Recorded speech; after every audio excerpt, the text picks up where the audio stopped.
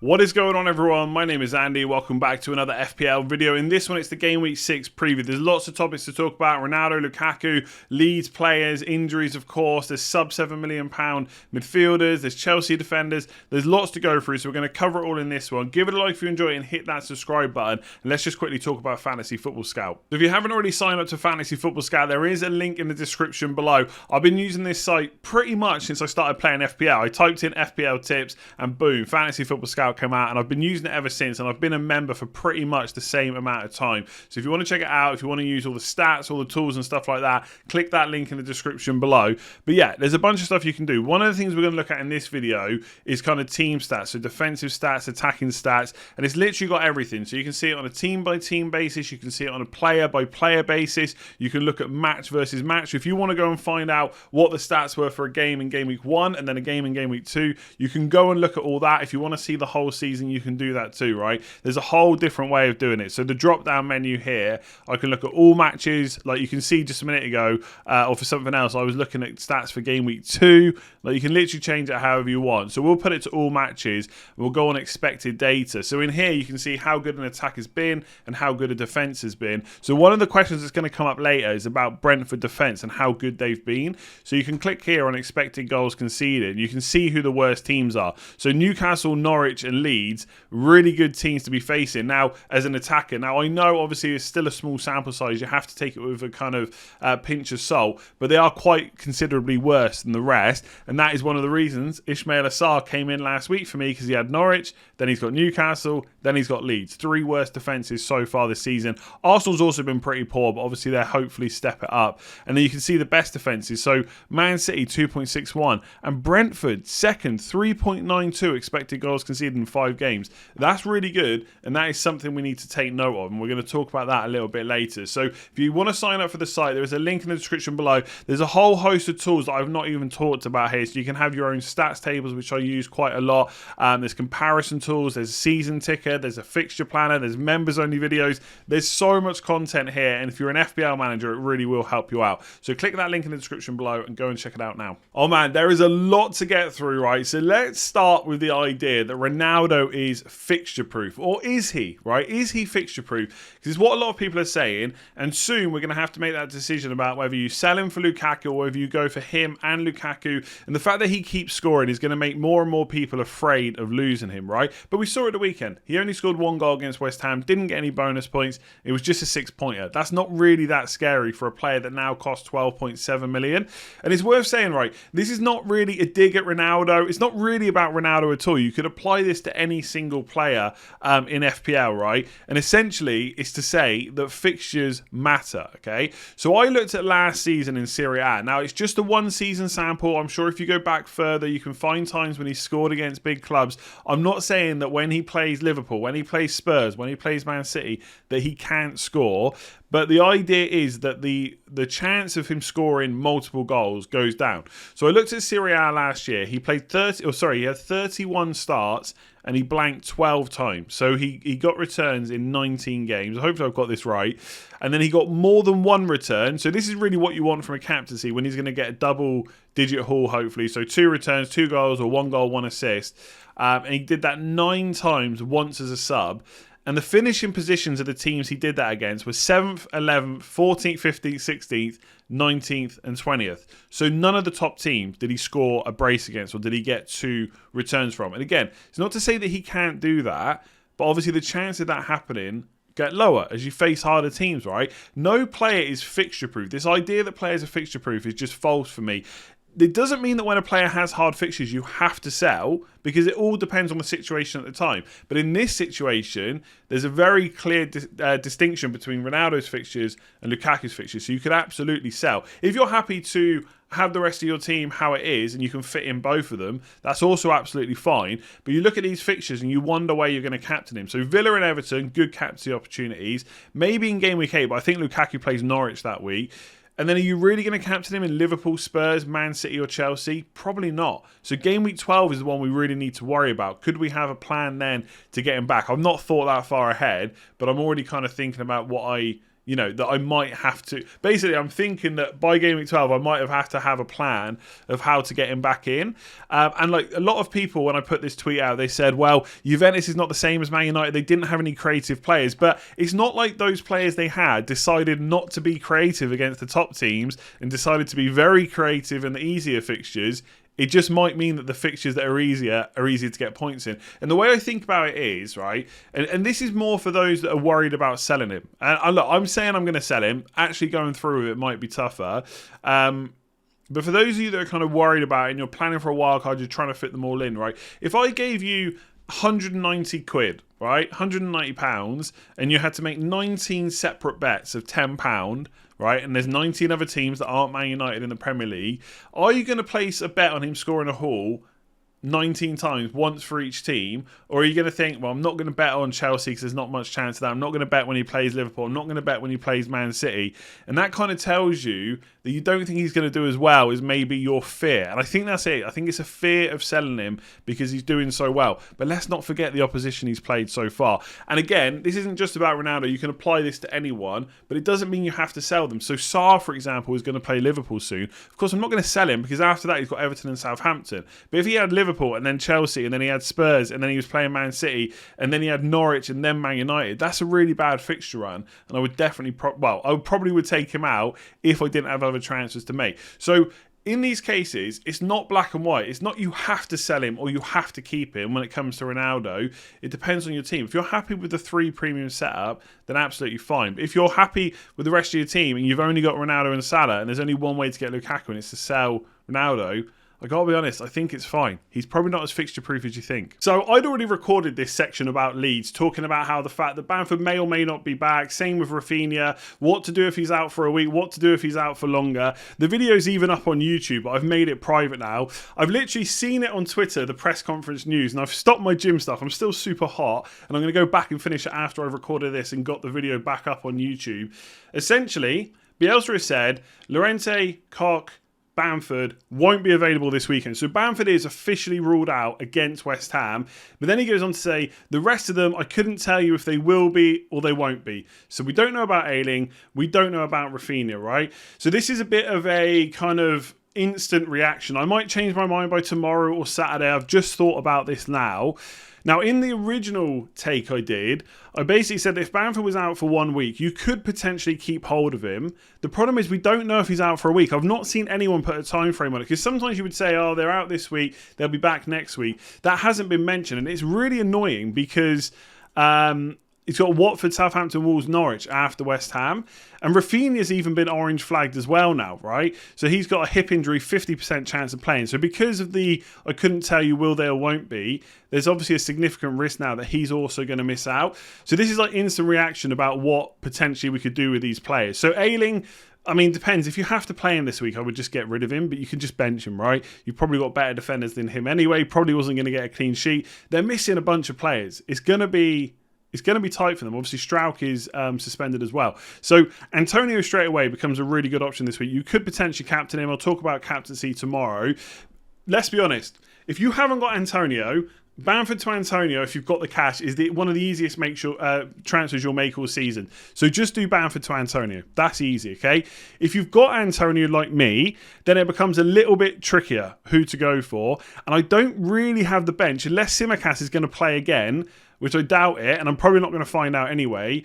I really don't have the bench to play, to kind of, to hold Bamford. So I'm probably going to sell him. But because this is such a quick reaction, I'm not really sure who to. I wish I didn't have Antonio because that would be a super easy move. Now, I don't have much money personally, so I've got 8.3 to spend. And there's a few players that are just too risky for me. So, like, Iheanacho would be amazing if we knew he was going to start. I'd possibly take a punt on him.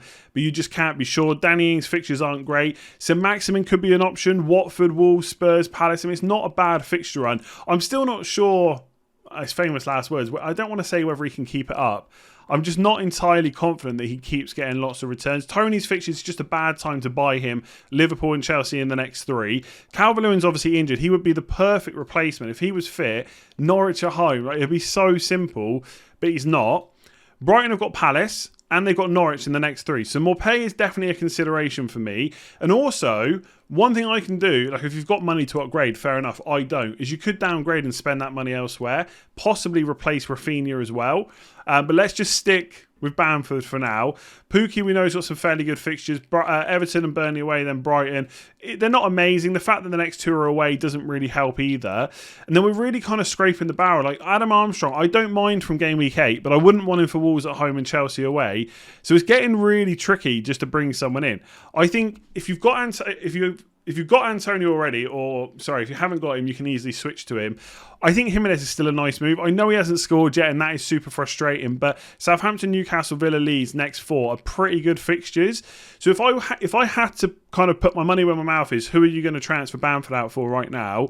It's probably going to be Jimenez, right? And then secondly, maybe more pay. Possibly more pay, which sounds crazy to me. I just don't think, like, even Werner's 8.6, but he's not playing. There's just not really anybody else. Like, Rodrigo obviously is going to get some minutes now, so you could have him. But the problem is, Bamford comes back, Rodrigo's not going to play up front, and as we see, like, he often gets subbed early. Like, he's only played 90 minutes once so far this season. Martial's no good. Like, there's not a huge amount of replacements, right? Let me just go on the last screen to see if I've missed anyone. I haven't. So I think I will probably go for Jimenez, but let's just put in St. Maximin just in case, and see what I can do with the Rafinha money, like 8.1 million. The thing is, if I replace Rafinha, it's probably going to be for all. I can't remember if the midfield section's before or after this in the video, but there's loads of cheap midfielders like Benrahma, Saka could come in soon. So as it stands right now, because we haven't heard about Rafinha, I'm thinking about keeping him. Because hopefully, even if he's out, he's only going to miss 1 week. And then you've got Watford, etc. And I still think he's a great option. But for Bamford, I don't know. I think the fact that he's definitely going to miss out and we've got no time frame, I'm probably just going to move him on. Now, the other question is wildcard. Could you now wildcard? Because I've got triple leads, right? So it's getting close to wildcard territory.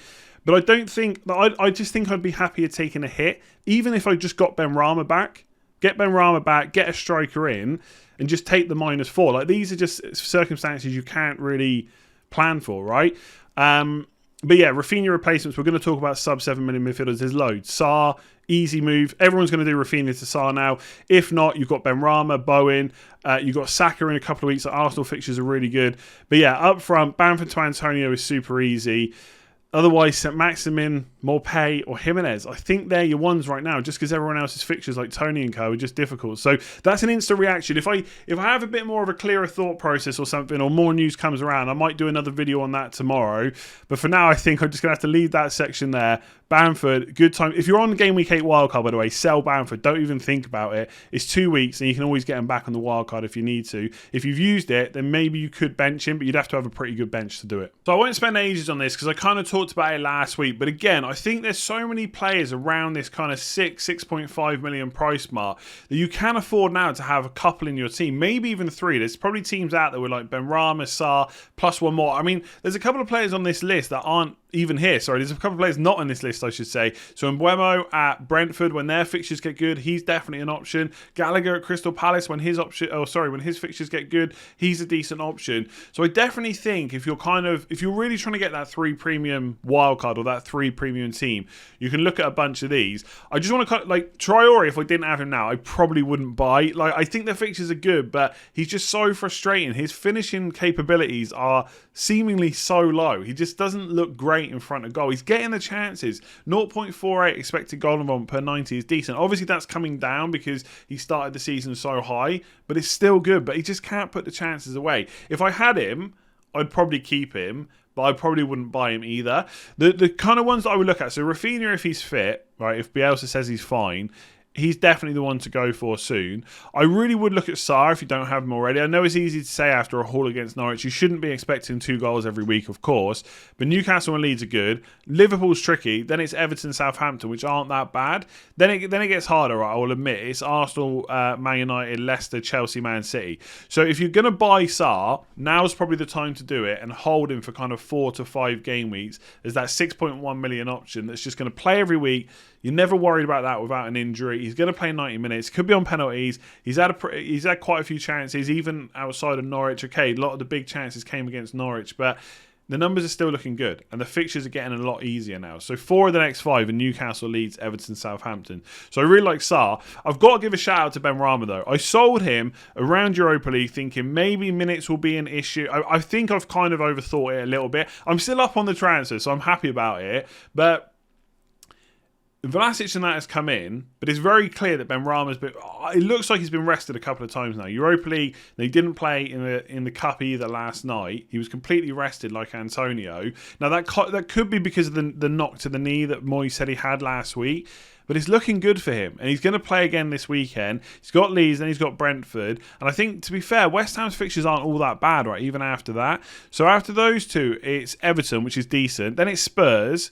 Like, they could easily score against them. And then it's Villa away. So the next 5 fixtures are actually pretty good for West Ham. So again, if I had Benrahma, I'm definitely keeping. And I'd even consider buying him, depending on how your setup is. Like, if you wanted to sell like GREENWOOD or someone like that, I don't know why you would. We're going to talk about that later.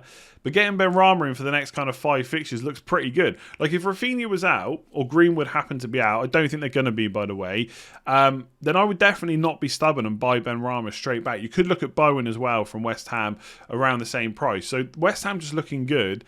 And there's just a lot of options here. I think Gray is fine, just doesn't really get a huge amount of shots in. Neither's Benrahma, to be fair. Saka's the other one I would definitely think about soon. So Arsenal have a nice fixture run coming up from Game Week 7. So it's Brighton, Palace, Villa, Leicester, Watford. Then it's Liverpool, but then it's Newcastle. So they've got 6 good fixtures in the next 7. So I would definitely look at Saka. I think he's pretty much nailed on. I know his minutes, right? Like, the numbers aren't looking that great. And obviously he's had a few minutes concerns. But Man City, there was a red card. And then Brentford and Chelsea was kind of coming back from the Euros and stuff like that. He's played 90 minutes in the last 2. So the scores haven't been huge yet, but there could be points coming there. So I think right now, like, again, things change so quickly in FPL. This is Game Week 6. We've gone from, I started in a 3-5-2, then I moved quickly to a 3-4-3. I only had one 6 million midfielder. But right now, if I had Sarr, Benrahma and Rafinha, I'd be feeling okay about that. All the midfielders from kind of 7 up to Salah, they're either minutes concerns or they're just not very good options. So having a lot of these cheap midfielders, I think, is fine for the time being. At some point, we might have to swap out of that. But for now, we might as well just ride it out. So if you've got 2 or 3 of these, I think you're looking fine. So lots of people either looking to buy Chelsea defenders this week or very soon, right? We all know all about how good their fixtures are to come, so I'm not going to go through them. But one thing I have looked at is we're obviously looking at this game week kind of 7 to 11 fixture run where they've all got green fixtures on the ticker. But realistically, I'm looking at it here. I mean, Chelsea defence, you could just hold for the whole season pretty much. But all the way up until like game week 20... it's pretty nice. Like, forget about what the colours the FPL site has. The hardest games are really Leicester and Man United, and that's it. The rest of the games, you can see them getting clean sheets in. Obviously, they're not going to get between 7 and 20, like 13, 14 clean sheets, but they could get a lot. They could get like 7 or 8 over that time and maybe get some attacking returns along the way. So I feel like Chelsea players aren't just for October, they're also for Christmas. So I think they could be long-term holds. I mean, who knows what happens like in 10 game weeks' time, but don't think of them as a short-term option. I think they could be held for a long time. So, okay, I'm just going to rule a couple out straight away. Christensen, Thiago Silva. I just think if you think about the setup, so you've got a left wing back, then you've got Rudiger, who pretty much always plays left centre back, and then you've got someone in the middle, someone right centre back. And usually, that has been in the past, Thiago Silva and Azpilicueta. Now, even Azpilicueta has missed 1 game so far this season. He came on against Villa. So Christensen could play more minutes this year. He's fully capable, right? He's a really, really good defender in that Chelsea lineup. I'm sure Tuchel wouldn't mind playing him regularly. But I just don't know if I'm confident of enough starts. And then if he does start, the attacking potential is not necessarily there. So even though he's 5 million, I'm thinking if these are defenders that I think can get a lot of clean sheets over a long period of time where I can just set them and forget them, I don't want to be worrying about Christensen every week. And obviously he could rotate with Thiago Silva. So I'm ruling both of them out straight away. I think for me, I'd have to have Rudiger. I think for 5.6 million, you get him nailed on. I know he's not got a huge amount of attacking potential. I know like bonus points and stuff like that, we can't really predict week to week. And it is boring just getting 6 points. But as a spot in your team that you don't have to think about, you know he's pretty much going to be on every team sheet. You know clean sheets are there, 6 points for 5.6 million most weeks. That seems fine. The bigger question is which other ones you go for. Now, if this was last season, I don't think you can completely rule out Azpilicueta because he does start most games. He either plays right centre-back or he can play right wing-back. And for 6 million, he's only a little bit more expensive than Alonso. So for that nailed-onness, you could say that he's the one, but he's already missed the game as well. So I think you do go for a more exciting Alonso or James. And the question is, which one's more nailed? And I don't know. I wonder if we're all just overthinking it, because most of us will say Reece James is more nailed on because there's less competition for that right side. But we've already seen situations where Thiago Silva plays in the middle, Christensen plays right centre-back, and Azpilicueta plays right wing-back, and then there's no room for Reece James. And he's played in the Cup, he missed the last game. Now, that last game he missed against Spurs could have been because his house was robbed, right? They took his Champions League medal. Maybe he wasn't in the right frame of mind, and who can blame him? But I don't know if he is that much more nailed on than Alonso. And Alonso's just playing so well. Chilwell's going to start to get more minutes, but we just don't know how that's going to play out. So I feel like it's a bit of a punt either on James or Alonso. Right now, if I had to pick two defenders, I would go for Rudiger and Reece James and just hope that that right wing-back spot is pretty much his own. But we know that Azpilicueta can play there. So the question isn't, do I want two defenders? Because I definitely do. And I think you can, like I said, hold them for a long time. They're literally, there's no such thing as a season keeper because double game weeks and stuff all come into it. But you could honestly hold two Chelsea defenders for pretty much the whole season. Get on them early while the prices are still fairly low. So I'd probably go for Rudiger and James. But I think you can make a case for any combo. Rudiger and Alonso. Like if Chilwell played in the Cup, if Alonso plays against Man City, that's like saying, well, he's good enough to play in these big matches. You can make a case for Rudiger and Azpilicueta. So ultimately, I don't know which two are the best to go for, but I would probably right now go for Rudiger and James. Okay, so let's get into your questions. Is it worth selling Lukaku to get Ronaldo just for this game week, or is Salah a better captaincy option? So we'll talk about captaincy a bit more tomorrow, but ultimately the difference between Ronaldo and Salah is pretty small. So if you had to captain Salah because you didn't have Ronaldo, that is not an issue in my eyes, even though the Brentford defence has obviously been looking pretty good. The question is, should you sell Lukaku to Ronaldo? First of all, it doesn't have to just be for 1 week. So Ronaldo has better fixture this week, Villa instead of Man City. You could make a case that Everton at home is just as good as Southampton at home for Lukaku. So you don't really need Lukaku until game week 8, which is Brentford away. And even then, Ronaldo's playing Leicester away. So there's not this big, massive need for Lukaku until probably game week 9 when he plays Norwich at home. Now, I'm not saying he can't do well against Southampton and Brentford because he absolutely can. But if you had Ronaldo for Villa, Everton, Leicester, it's not that bad, right? So it's not necessarily a 1 week move. Would I do the move? That depends on a few situations. So when are you going to play the wild card? If you're going to play it soon, then yeah, I don't actually mind the move because you can then wild card and get Lukaku back in. And also, how is your squad looking? How many transfers do you think you're going to need to make soon? Now, obviously, you can kind of predict injuries and suspensions and stuff like that. When that happens, you just got to react and kind of play the game as it is, right? Play what's in front of you. But right now, if you did Lukaku to Ronaldo, right, what would your move be next week? What's the move the week after, right? And if you've got nothing to do, if you think your team looks okay for those weeks, then you could make the move. I'm not completely against it, but realistically, as much as I think Ronaldo is good for game week 7, I think he's good for game week 8, etc. Realistically, it's just this week where there's a big difference. And if you can get away with it this week, then you've saved 2 transfers. So for most people, I probably wouldn't do it. It's all going to depend on your own situation, how many transfers you need to make soon when you're wildcarding. But realistically, if you get away with it this week, if Lukaku scores 1 goal and Ronaldo doesn't go absolutely mad and get a hat-trick, then you've probably got away with it by saving 2 transfers. So for most people, I probably wouldn't make this move. So has Ronaldo killed Greenwood as an option, and should we sell him as soon as possible?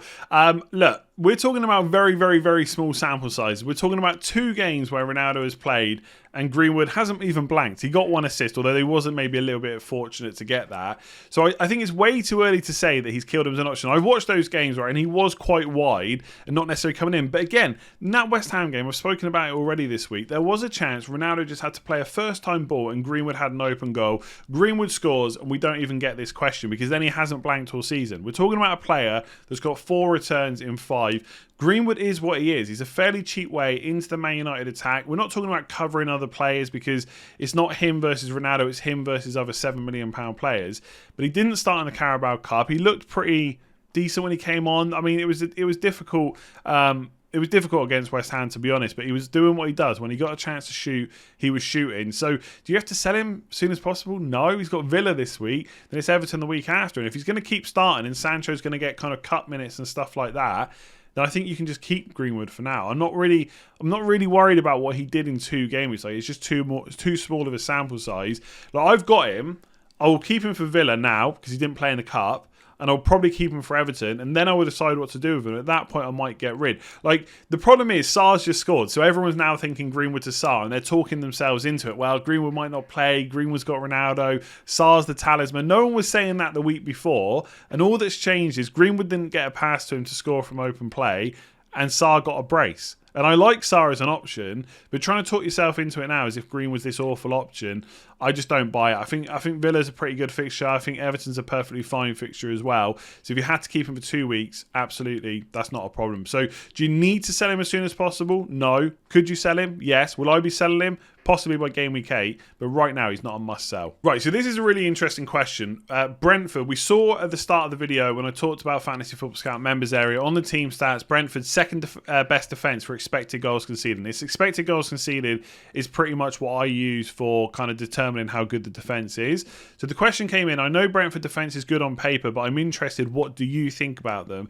So I'm just going to talk about how I would kind of handle this situation, because there's kind of a bit of a nuance in FPL where you don't want to use short-term stats because they don't. It's not that they don't mean anything, but small sample sizes are not as good as large sample sizes. But we can't wait for 38 weeks to start making decisions, because then the FPL season is over.